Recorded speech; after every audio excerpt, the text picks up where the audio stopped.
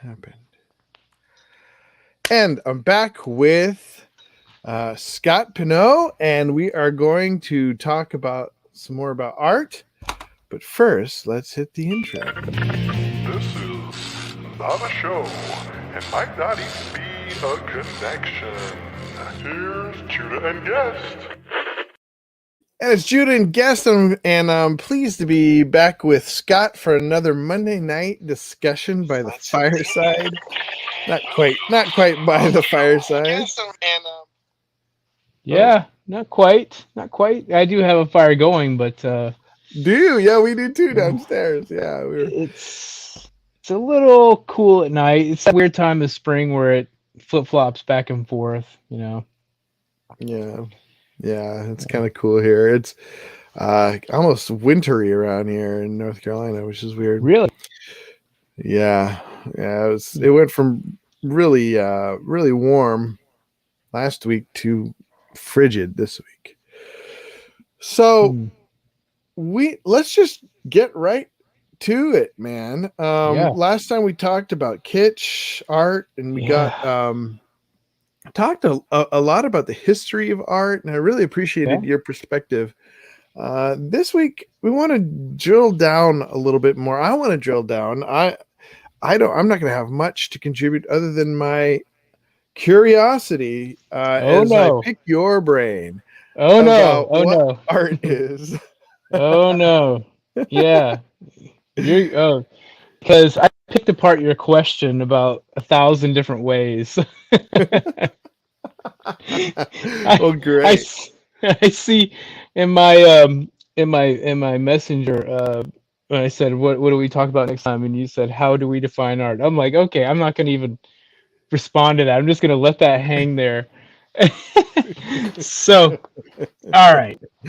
Okay. So first of all, question. Do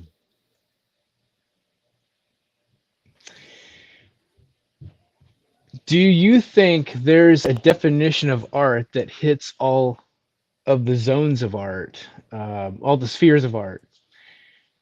Or if it's not even possible? Another way of questioning this would be saying, it would have been for me to say, well, what art in what sphere, which capacity, which fine art, like the big fine art stage, or art, just any person who has no aspirations for producing art on the big stage, or what are we looking at here? What that's a good question. I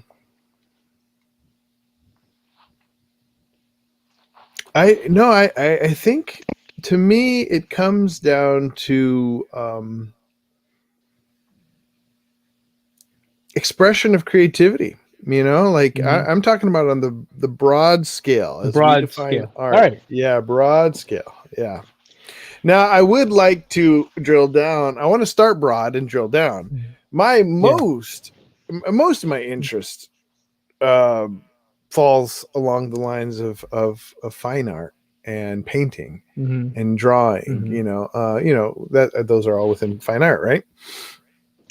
Right. Yeah. Well, the and kind of the static arts would be one field. The performance arts would be another. But they, how broad are we going? Because those can be certainly. I think if you keep it within painting and sculpture,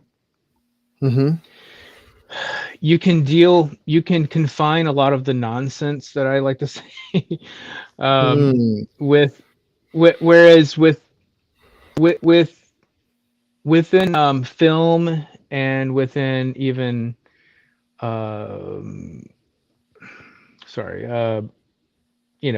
musicals, you get into any of the plays and things like that, those kind of performance arts. Music, you can only get so abstract. Certainly those forms exist, really abstract, kind of broken down forms exist, but they're much, it's a much tighter threshold, a much smaller grouping of people that are interested in those kinds of things. Typically it's film, TV, plays, musicals. They typically tend to be representational to some level and appeal to the overall human story on some level. And Yeah. if that makes sense. I guess no, it makes sense. I guess it's just hard for me to exclude. To me,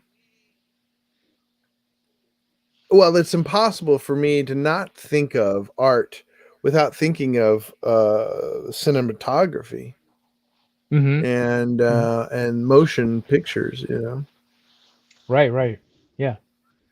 Yeah. And I think that that's the reason I was saying, I think that cinematography and moving pictures, I think they tend to fall in more of a category that is not going to be broken apart and abstracted. And what I'm trying to do here is say, to your point, when you said initially, yeah, I think I'm talking mostly about painting and sculpture, those kind of things, because those are the areas Mm, where again, looking back to our discussion of kitsch, and even mhm. 2 weeks ago, and even the first discussion, where and we can kind of see it was around 250 years ago. A lot of the groundwork was put in place for that to happen, where the what we think of as art was so pushed off from the sciences and into the fine art realm, and then we started to see a trajectory that ended up where now we have just anything goes sort of a Yeah, situation. And yeah, in those two disciplines, mainly painting and sculpture, or let's say yeah. the visual art, static visual arts. So if we're talking Well, about and that, yeah. Well, yeah, go first ahead. first of all, let's. I want to hear your definition. I mean, you've already talked about your definition of it from a practical standpoint, from an experiential standpoint for you. I want to know sort of like more an academic approach, maybe or if you have one, like what, like if you could, if you had to give a definition of art, generally speaking, Yeah, broadly speaking, what comes to mind first? I mean, I'm not talking about like a test question here. I mean, just what yeah, comes to yeah, mind? sure. Yeah, and the thing that surprises me, and I 2 years ago, 2.5 years ago, actually, I revisited this quest to figure out what a what a definition of art is that I could feel comfortable with.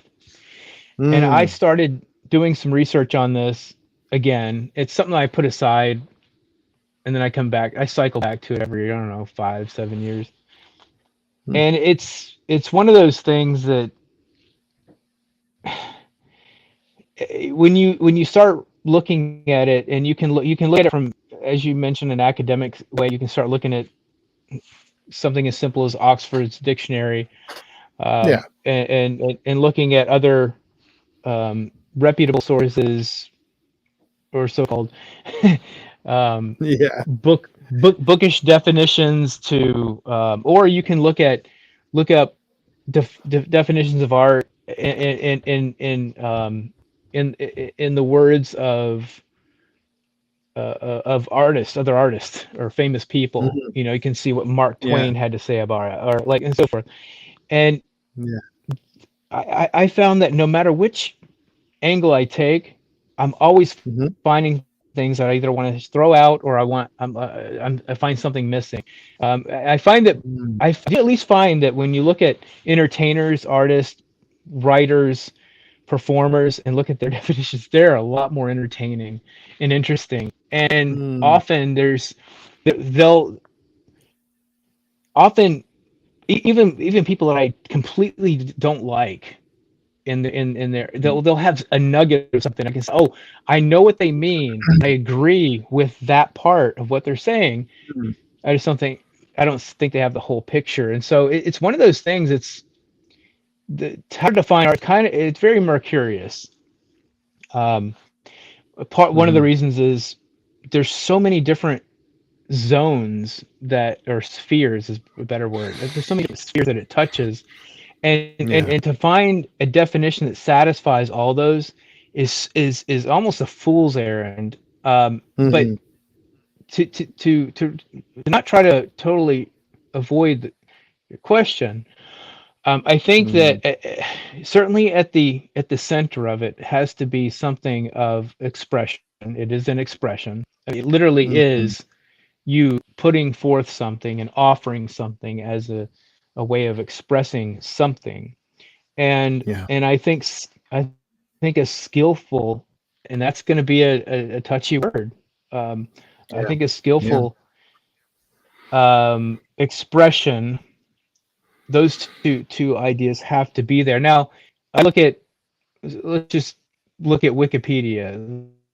The what comes up there is they say art is a diverse range of products of human activities involving the conscious use of creative imagination to express technical proficiency, beauty, emotional power, or Mm-hmm. conceptual ideas. And the Mm-hmm. conceptual ideas is pregnant with like everything that they want.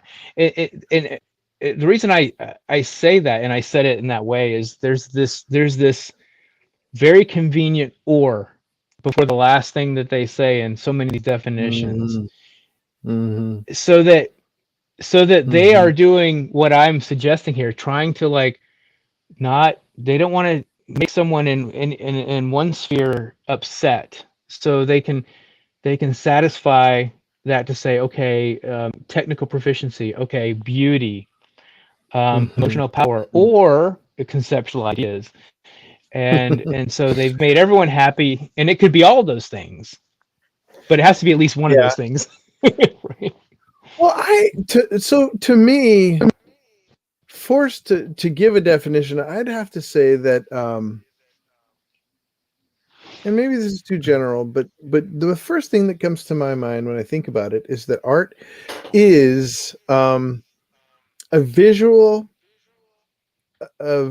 expression of someone's message. So of a message or a concept, but it is a visual that, and so I think whether or not it is technically proficient, Mm-hmm. it needs to be expressed articulately. However that may be, it needs Mm-hmm. to be clearly, I'll say it needs to be clearly and visually expressed. Yeah. Um, Yep. I would agree with that. and and I think that to me that encompasses art for me. Just Mm-hmm. any kind of, Okay. yeah, yeah, yeah. So there, what the way I keep retreating in my own mind to get back to a working definition that is, I feel, is helpful, Mm, because at some point there needs to be to this definition a utility, and yes. uh, then I'm going to do that. I'm going to obviously retreat into my zone, my sphere, which happens to be classical painting, Yeah. and start there and see, okay, Mm, are the things that I'm building on here in my world of classical painting, my interests, is there enough there? And this goes mostly back to Aristotle's Poetics, and the idea of the craftsmanship or skill. There'll be execution, so that kind of what you were saying, it has to be conveyed in a good way. That there would be drama, and that's going to be disputed, and that's going to be thrown out by. That's why you're going to have the ors, the comma or this in a mhm. lot of these definitions, because they don't want any part of it. They would rather be disinterested, and disinterestedness is more important to them. But a Yeah, blank but stare. I'm more interested in your definition, so I don't You're care what okay. they're. Okay. And then the last part is that it would be you know, timeless. So the idea that, 100 years from now, it's not going to Mm, just be it's not going to just pass out of interest. That I'm not Right. going to die with my time, Yeah. and that to me is a very important one because it was interesting. You and Joshua had talked about legacy many weeks back, Yeah. and that was a very meaningful discussion. I certainly took many things that you have both thrown around in there to heart, and uh, yeah, I mean, we have, what is it? Charles Spurgeon said about a man's life. You know, you might as well write your name in water.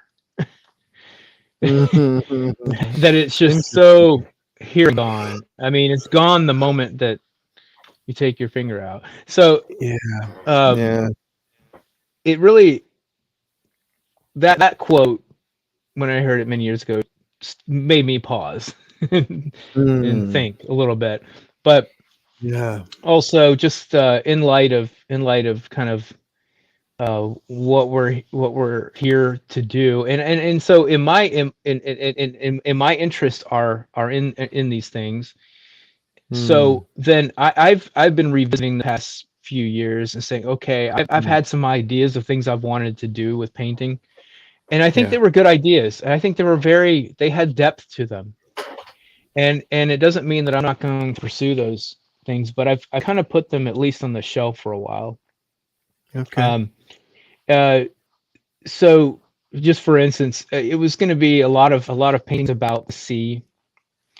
Mm. I love the sea. I love, obviously, Moby Dick's one of my favorite books, probably my favorite book, and I Yeah. love the idea of it's just very, it's beautiful, it's terrifying, all those kind of things, Mm. and using the sea as a metaphor to tell a bigger story of actually life here on the land, our life, the life of relative calm and ease of here in America, is really actually, we're actually living on the sea, and we just don't realize it. You know, we don't really, Yeah. the threats of things that can happen on a dime.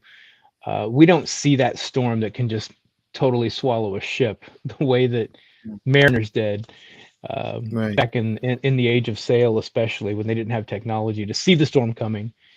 Uh, but and I think that's those types of things can be very interesting. The idea is that we you just have these awesome paintings of the sea, and you have people contemplate, but Mm. it's not as interesting to me as what I'm pursuing right now, which is more timeless, in a Mm. sense, because I'm looking at narrative storytelling, visual, static. You know, one moment, one you have with a painting, you have one static image, and you're trying to tell a past, present, future in one image, which is very difficult to do. Yeah. And so that's why I've been cycling back to biblical narrative. And Mm. there's, the way I see it, there's about three different types of paint, and in painting, classical painting, if Mhm. you, beyond portraiture. Portraiture is a different thing. Okay, so, Mhm. well, let me just list the types. You have, Okay. within figure painting, you have three main ones, but we'll put those Mm. aside. You have still life, landscape without figures, right? You have Mhm. still Mhm. life, either flowers or fruit or both. You have Mhm. landscape. You're showing this whole venue, whether it's with the sea Mm. or just the land or whatever, mountains, streams. And then you have figure painting, which you have portraiture. And now we're stepping up the ladder. In classical painting, they would say that those are the lower forms. Life would be the lowest. Landscape would be next. Then portraiture, and then they would say, okay, now of the other figure paintings, composition. Now you're dealing with multiple things going on. It's not just one person. Now you're bringing in other data. And so in figure painting with composition, you usually have at least two figures or more, could be a ton. And you're dealing with history or mythology, or we'll say fiction, um, or like a biblical theme. So Yeah. those two could be the biblical, depending on your worldview, would be a historical as well, and it Yeah. could also biblical, depending on your worldview, would be mythological, right? Yeah. So, but either way, you're dealing with timelessness. You're dealing with because in history you can go in different directions. Although the Yeah. further back you go, the more timeless it feels. Yeah. Um, but so those are the kind of the things, the genres that you're dealing with there, and so within those spheres, Mm. I think that mythology and biblical narrative tend to have the most staying power. Like they keep coming back around, both of them, Hmm.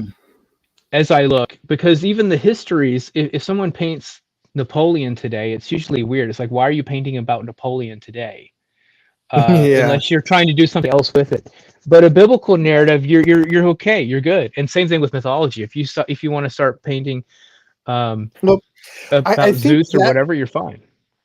yeah, and I think it's because, at least in my perspective, the reason um, painting in the mythologies or biblical accounts is so intriguing to me, is much deeper to people, I think, is because it has more to do with that thing what I was saying about art is conveying a message. If you're Yes. painting Napoleon, you're like, what is the message here? Like Right. Mm-hmm. it's and and I feel like any art that taps into a deeper message Mm-hmm. is, well, I believe that is art, is tapping into a deeper message Yeah. through visual representation. And and that's why you'll see some of these like well, we'll stick with we'll stick with the fine arts. Mm-hmm. um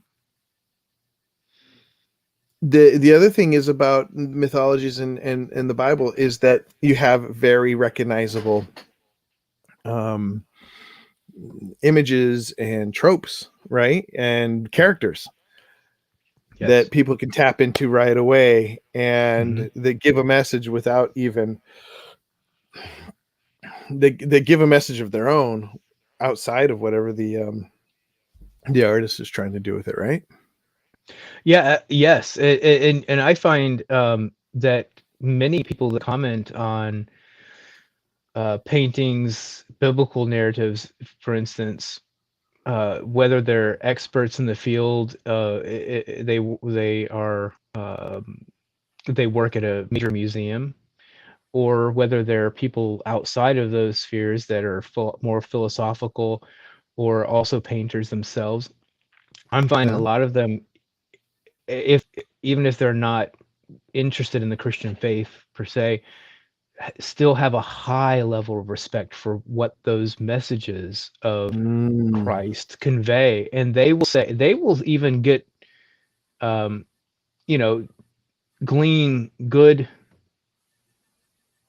uh,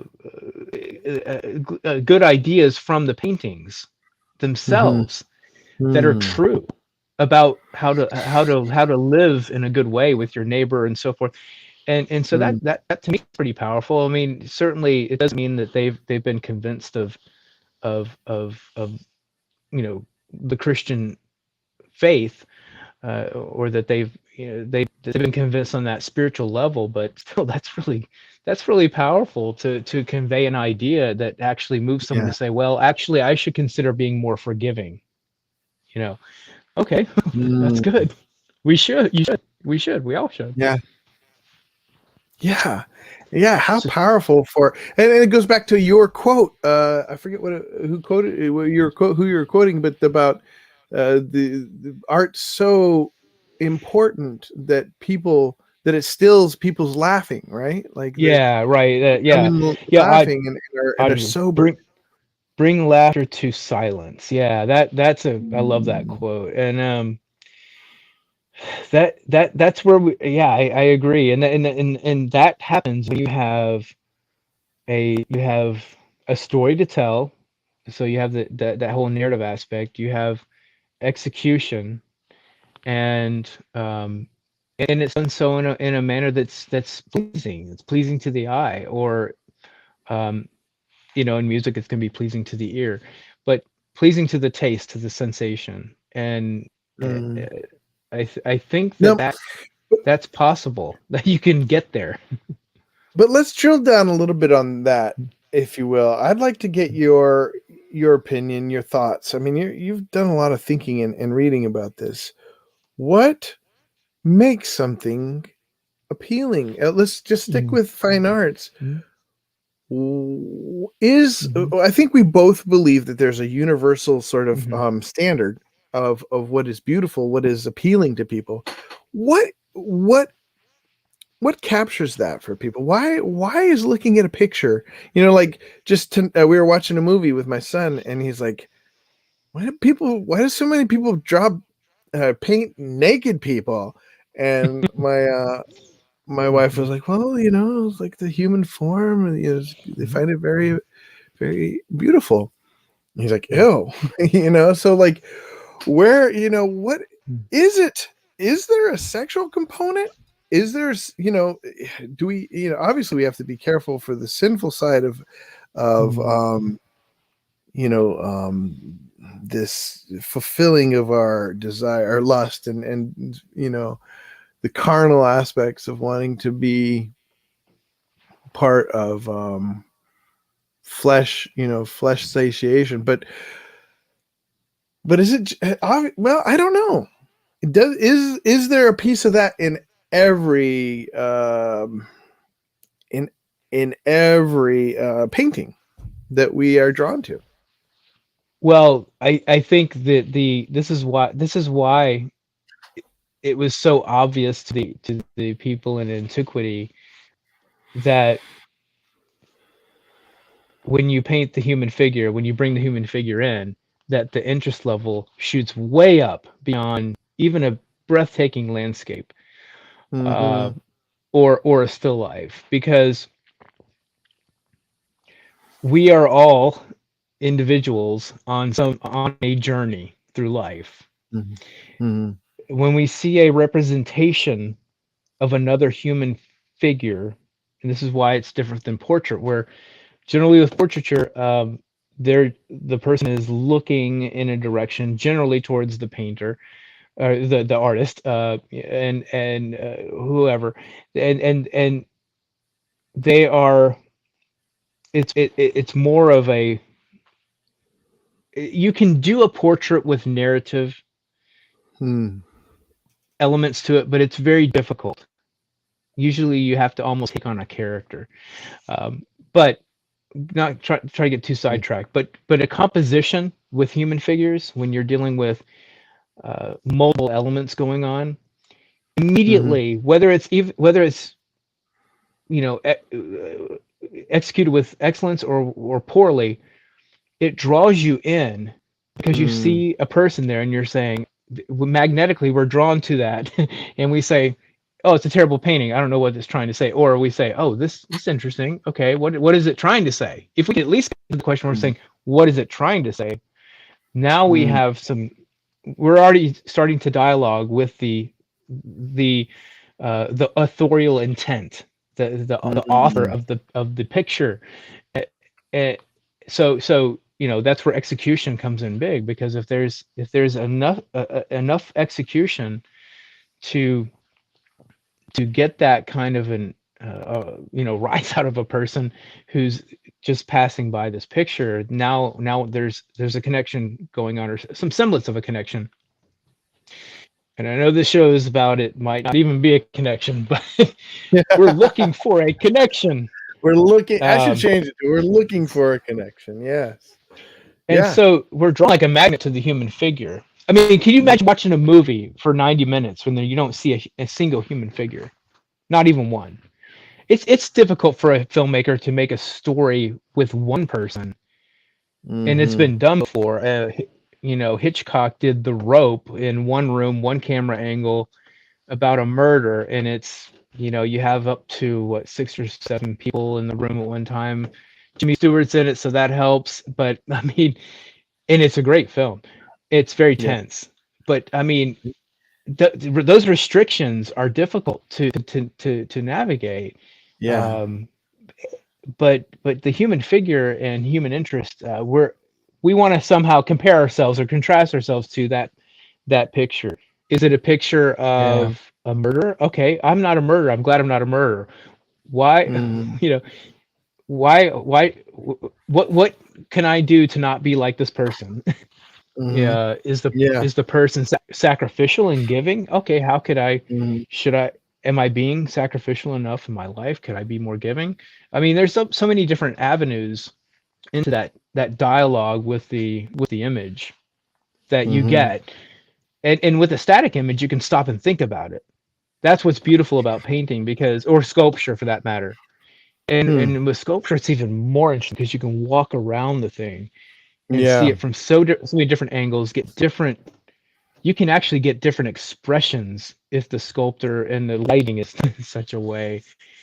Yeah. There's a Michelangelo's The Deposition, where it's the taking Christ down from the cross. He's he's actually, from one angle, it looks like he's smiling and he's dead.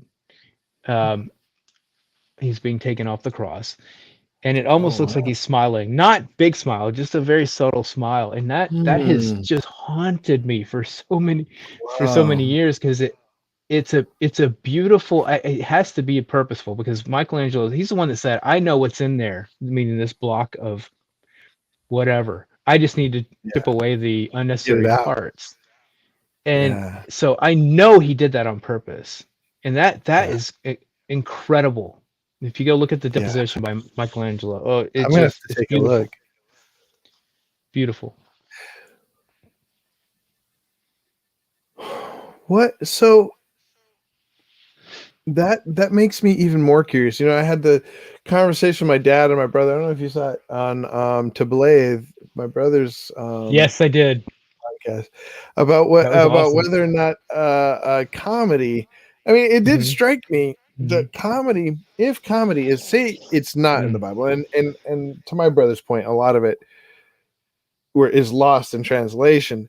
However, if it's not, if we did a study and found that nothing's lost in translation, as far as we can tell, that comedy is just not in the Bible, Mm-hmm. I think, and we could say the same thing about art, probably more so about Mm-hmm.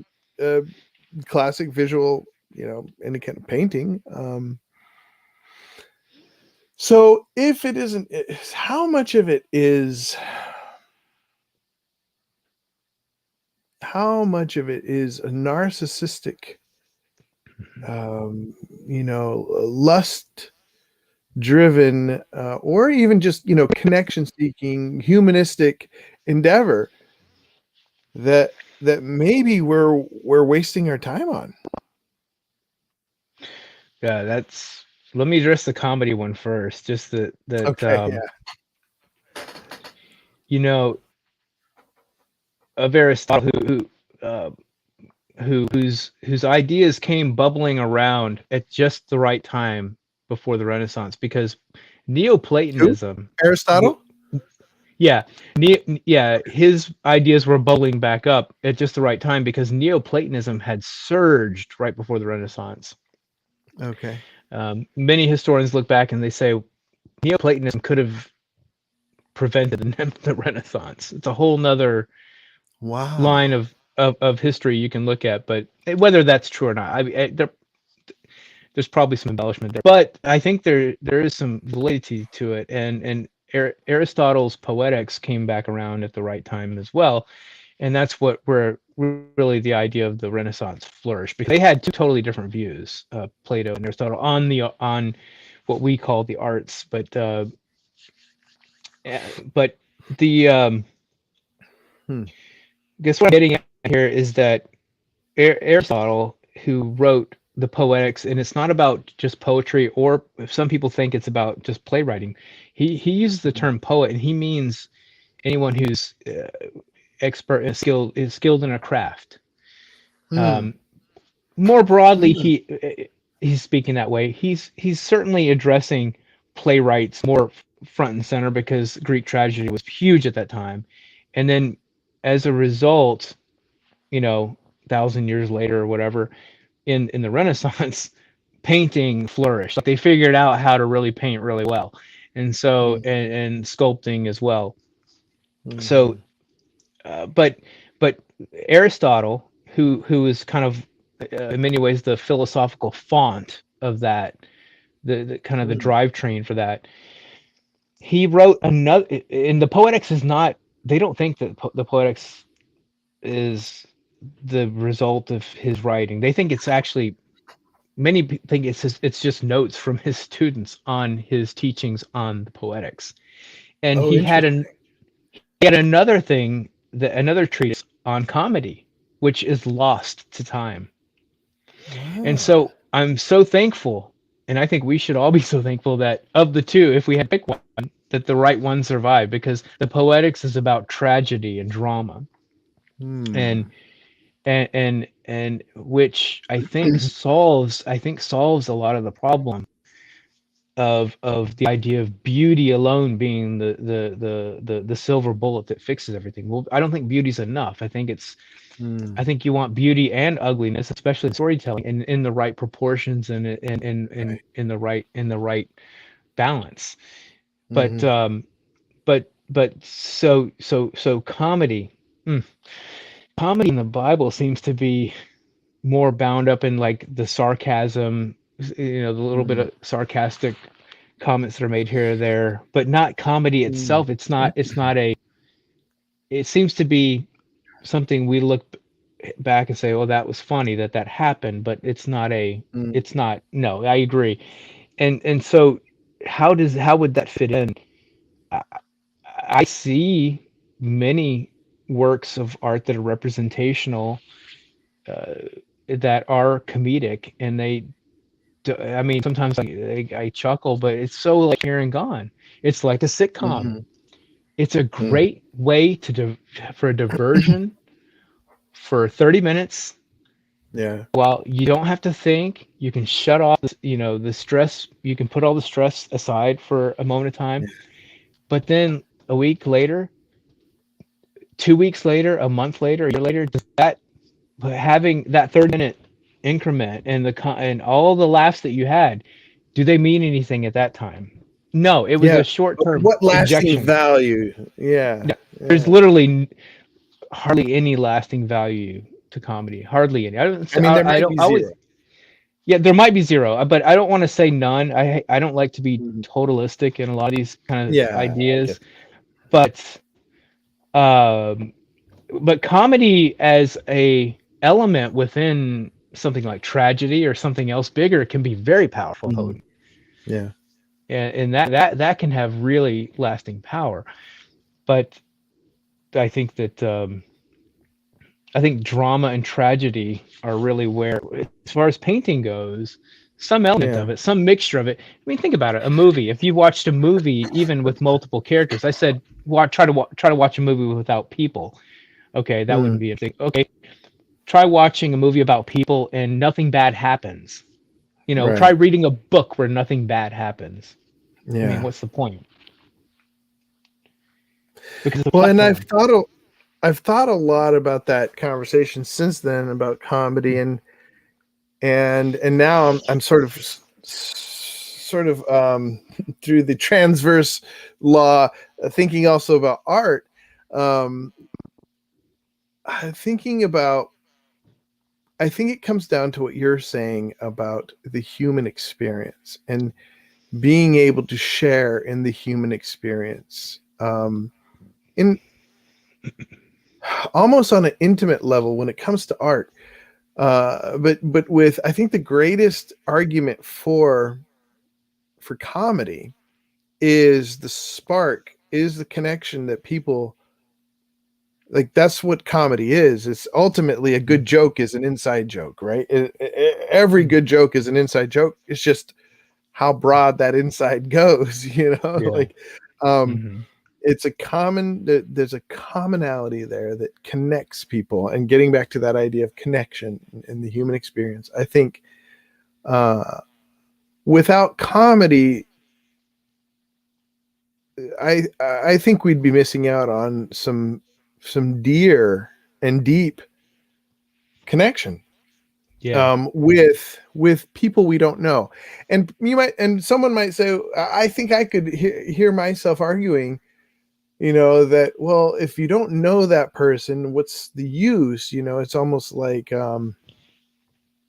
but I think it comes down to the idea that we're not alone. And I think that's where it meets with how God has made us, like in the sense that he hasn't made it everything vertically. It's much of it's horizontally too. He says, it comes down to love your neighbor as yourself, and love the Lord your God with all your heart, and love your neighbor as yourself. It's that vertical and horizontal relational thing. Right. And I just thought also, well, there's also nothing in the Bible about learning how to read, and yet, and I think that's where art and comedy come into that aspect of culture.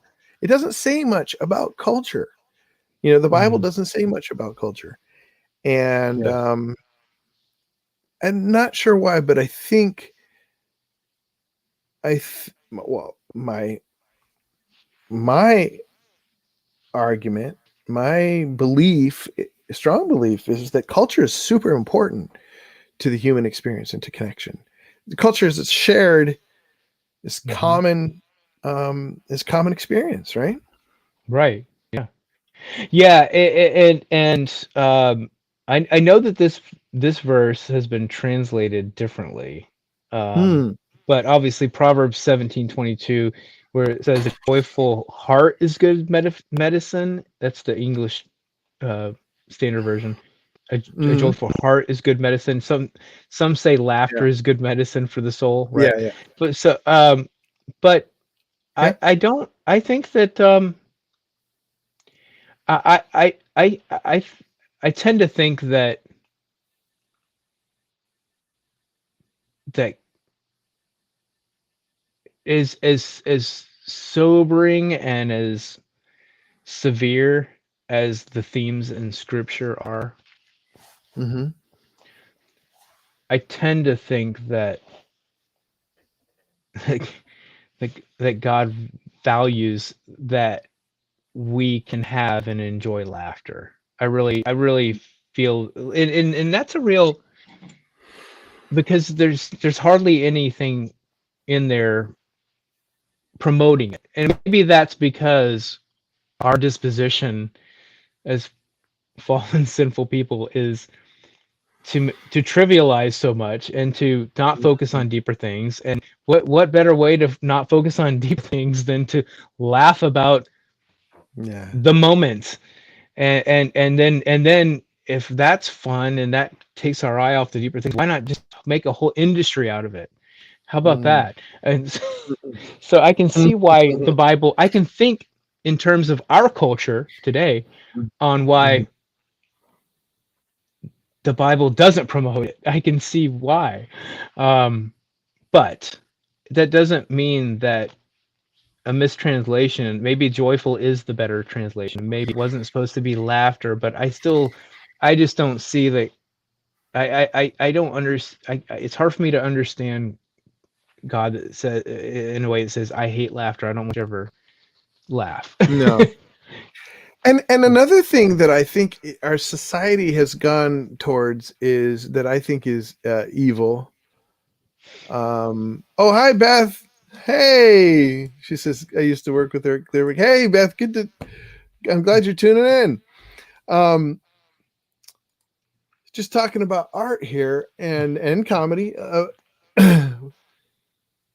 And I think that there's something in our society. So it's sort of like a counter to push back on this idea that we don't need culture, or we don't need art, we don't need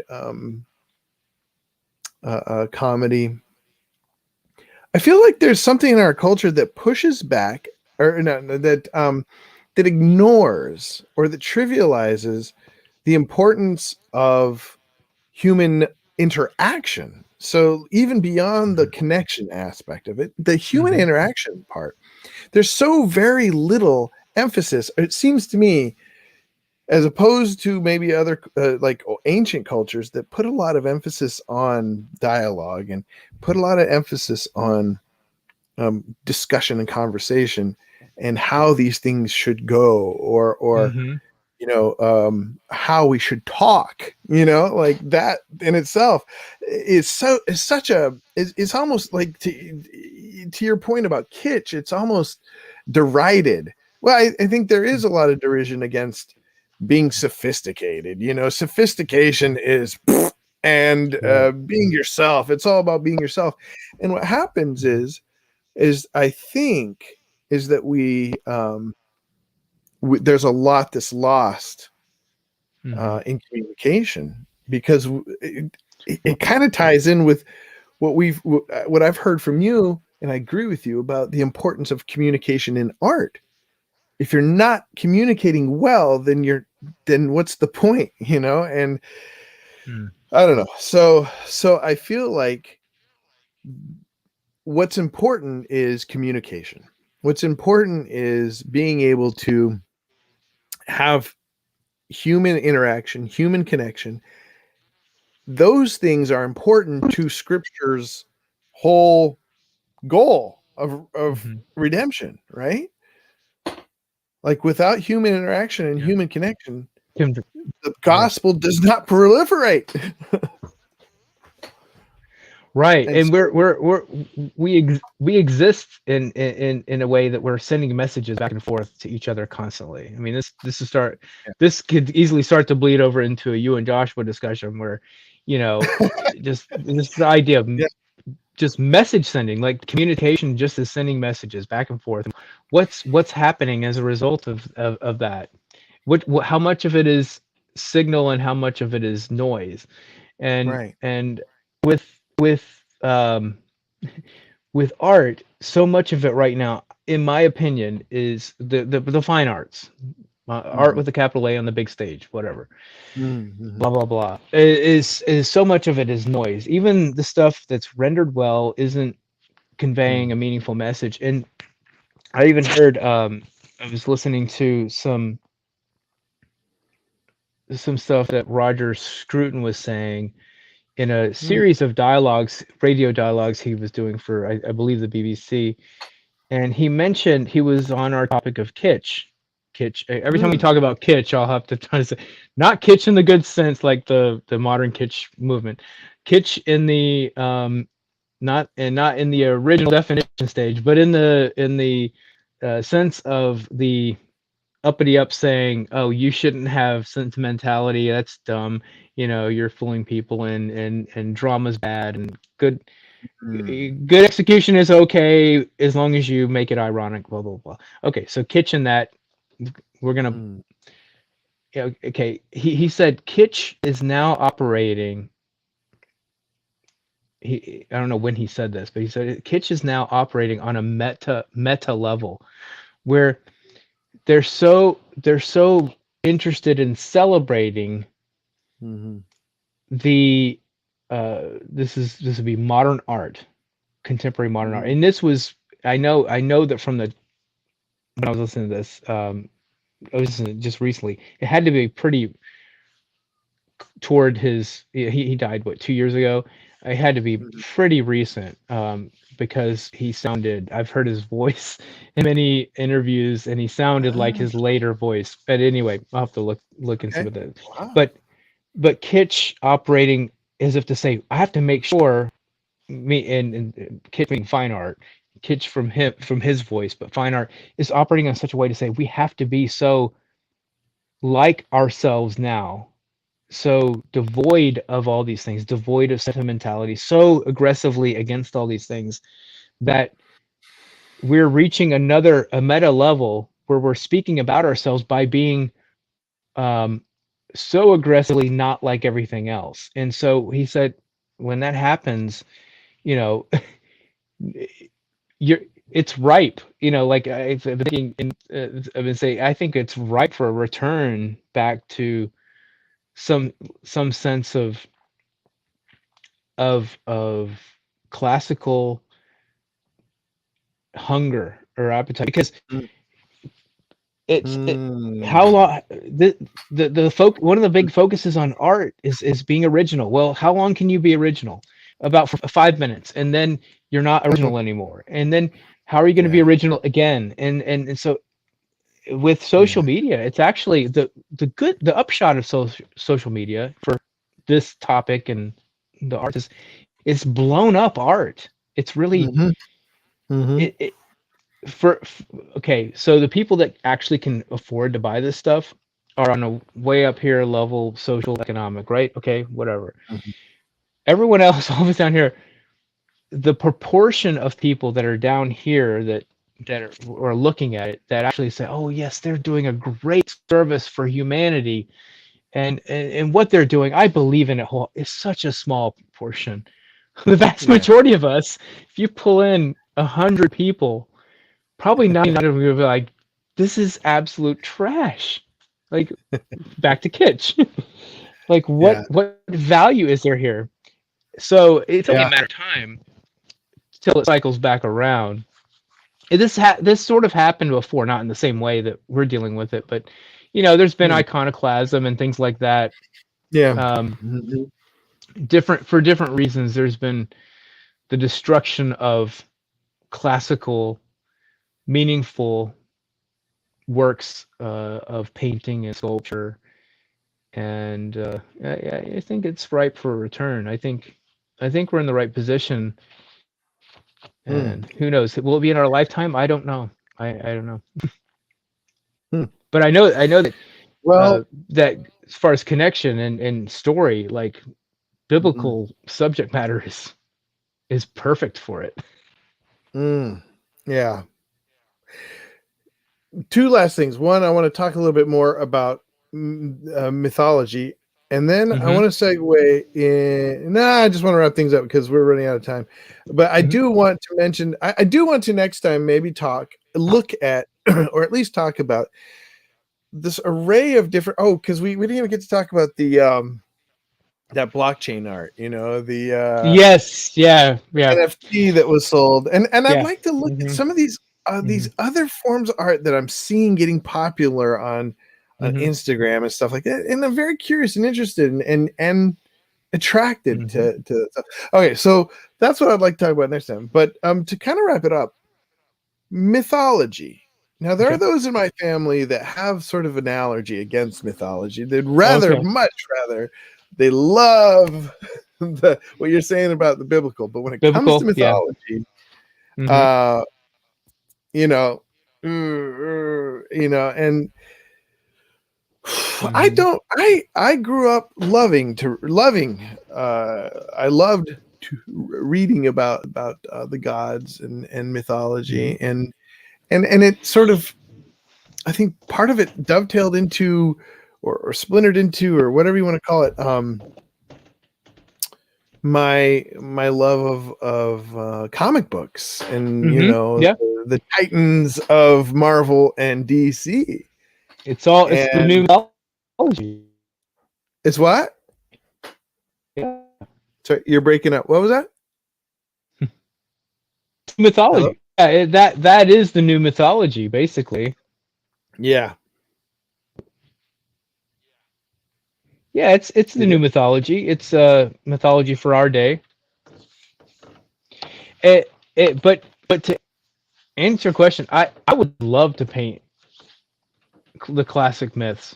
Um, it's on my mind Hmm, of something that I would be interested. I think about it, hmm, especially.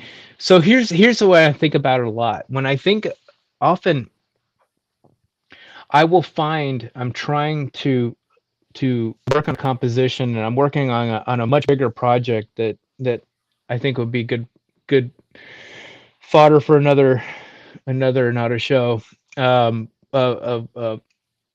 a biblical cycle of paintings. I want to do 12 paintings, big, yeah. huge paintings, massive. Um, Hmm. talking like 87 inches by 190 inches, so like Oh yeah. massive. So anyway, I'm doing research now for this project that Hmm. I started developing 11 years ago, and now I'm ready to go on it. Okay. Um, and as I'm studying things like the expulsion of Adam and Eve from the garden when they are sent out of the Garden of Eden, I'm Mhm. finding other mythological paintings because I'm trying to get figures in place. And when you're doing Mm, research, you want to do you want to look at what's been done before and done well and imitate mm, parts of that. But usually you don't get all the parts in one. It's not like you see this painting and go, okay, I'm just gonna. First of all, you don't want to just copy this painting because then you're just, you know, copies are great if it's for a study, but mm, you want to try to set up your own composition. So you'll this worked in this composition for me and I liked it, but I want to take this part of this other composition and try to fuse these two together. Okay, now I'm going to, as a painter, I'm now going to hire a couple of models and set those figures up and study them, take a couple pictures of them so I can study further. And then I'm going to take that composition and then make it work. I'll take elements from other things and make this composition work.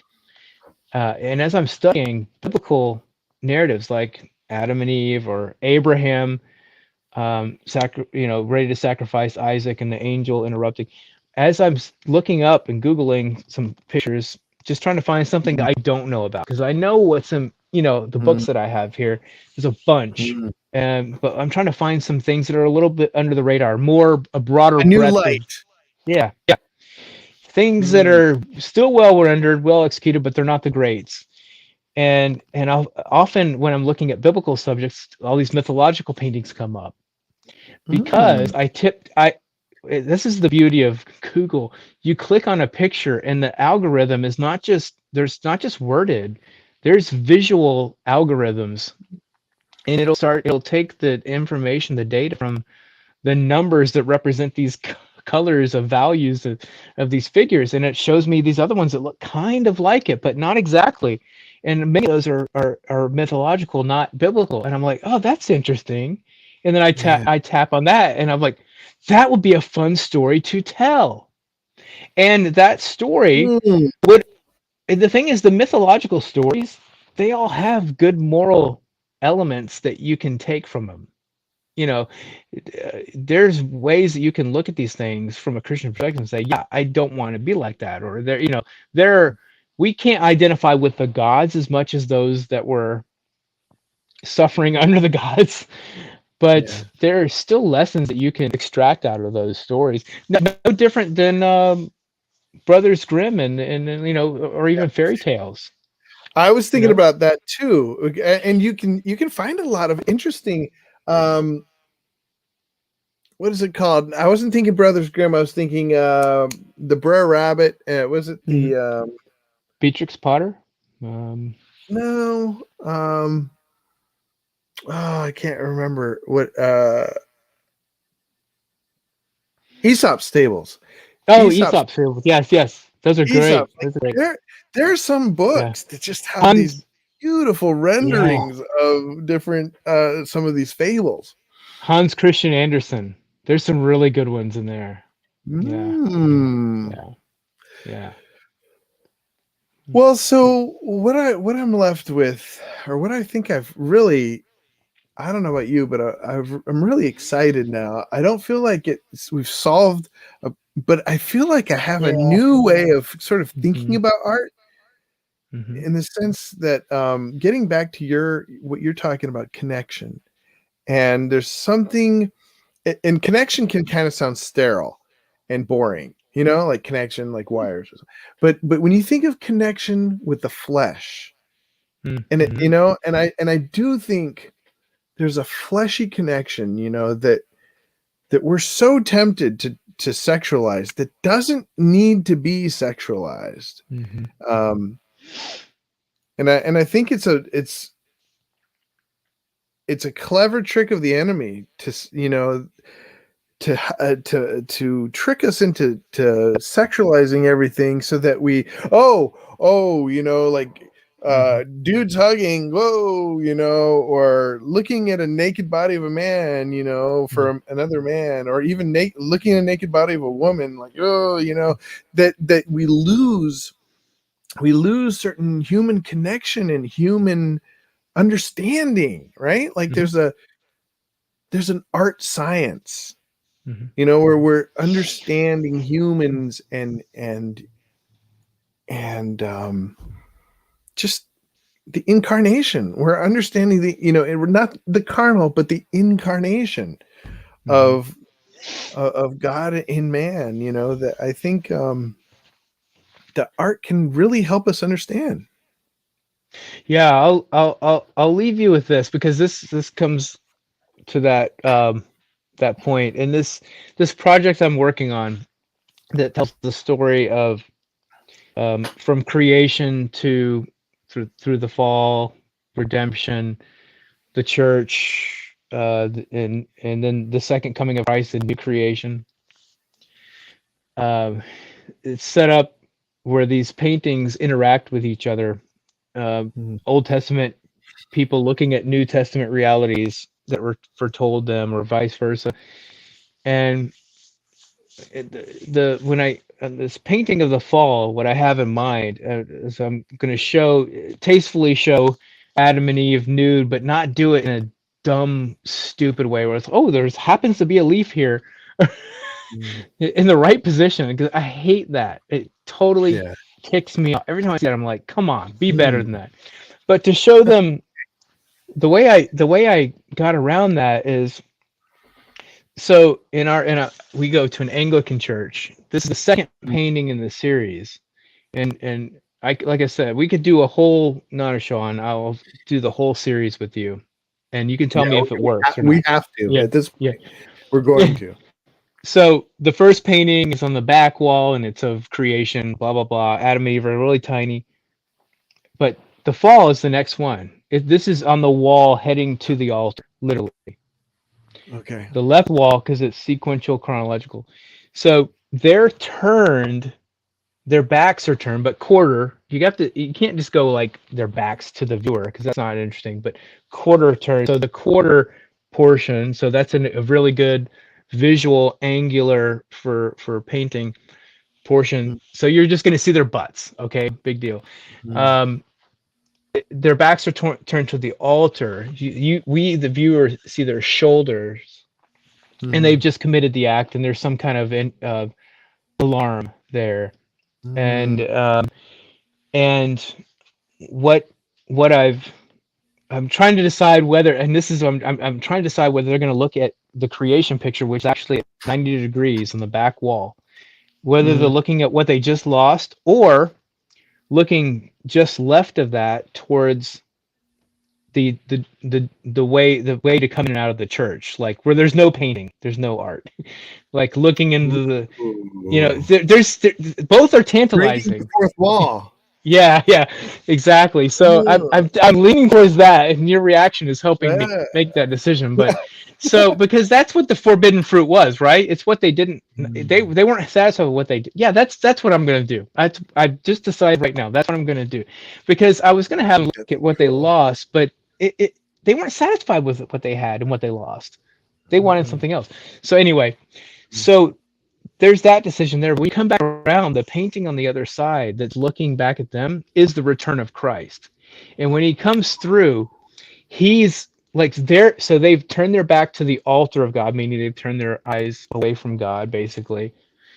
And he is coming through, and he's in some gesture, probably a hand reaching there and his eyes, leaning for. He's actually coming for them, right? So Okay. because Love it. the return of Christ, obviously they're already saved, and they're already, it's not Yeah. that, it's more than that. Yeah. The return of Christ is, among other things, the resurrection of the dead. So he's coming back Mm. for them in their wholeness, their fullness, Mm. what they Mm. lost in creation, right? That they lost in Eden, that they gave up in Eden. He's going to give it back to them. He's coming back for them, and that I love answers it. that. Full circle. I love it. Yeah, Oh, that's good, man. That is good. And I hope it is. that's the other thing as we work towards seeing. I want to see that, and I want Hmm. to see what you're doing, because as we work to that, I want to talk more about, like, how do we do more than just this kind of art, Hmm. I think it is important. I mean, that's where art is moving, is as we just have technology gives us way more abilities to do things. But I do I want to explore other things other than technology, you know, like I want to Yeah, explore what you're doing, like you're doing. I think that's amazing. Like spatial, like exploring our space like that. Yeah, it's good. I'm so pumped about it. Yeah. Yeah, Cool. dude, I'm excited. All right. Well, good. brother. Well, another great conversation. Thank you, everybody, for Definitely. joining in. It looks like Beth and Geetsa Thanks, Beth. gave us a like, All right. and thank you, man. Thank you so much, Scott, Thank you. for the discussion. Let's do it again, not next week, but the next. Right? We're doing every other. It seems to be working, so let's just go for it. And All I'm right. just loving these discussions. So, and Mhm. it's getting me excited to do more art. So that's just Nice. actually just seeing your stuff on Facebook. I'm like, oh man, I gotta get practicing. Yeah, you do. Yeah. I'll have some more practical tips next week, Okay. next time we meet for you in particular, and anyone like you that wants to get into it more, because I think you can do Okay. it without, and paint, not just draw, paint without Yeah. it being so like, oh, big deal Yeah. that you Amen. feel intimidated by. All right. Well, I'm looking forward to All right. that. Can't wait. All All right. right. Well, good night, everybody. See you next time.